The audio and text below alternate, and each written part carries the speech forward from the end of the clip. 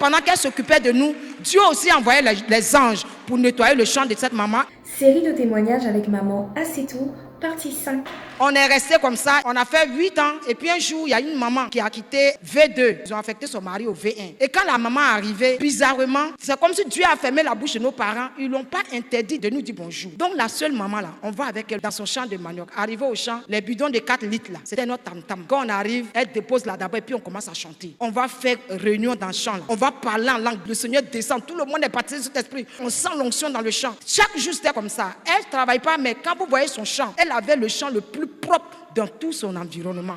Pourquoi? Parce que pendant qu'elle s'occupait de nous, Dieu aussi envoyait les anges pour nettoyer le champ de cette maman. Notre Dieu est un père responsable qui prend soin de ses enfants à tout moment. Vraiment, ça nous a marqué. Et c'est comme ça qu'on a vécu avec elle. Et puis un jour, elle nous dit, ah les filles, il y a une veillée au V2.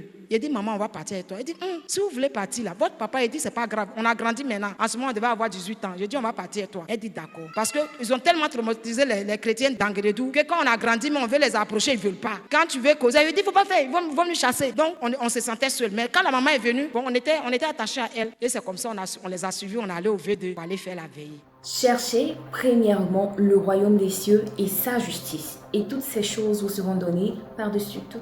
Matthieu 6, 33.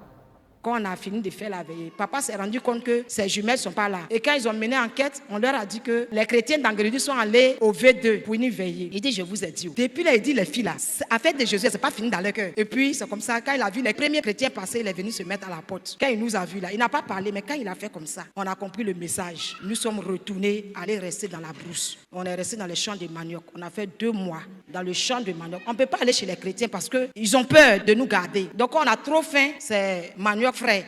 On déterre pour manger. Vous trouverez la suite de ce témoignage-là sur ma page. N'hésitez surtout pas à le partager à quelqu'un qui a besoin de l'entendre pour être édifié. Restez bénis. Bye bye.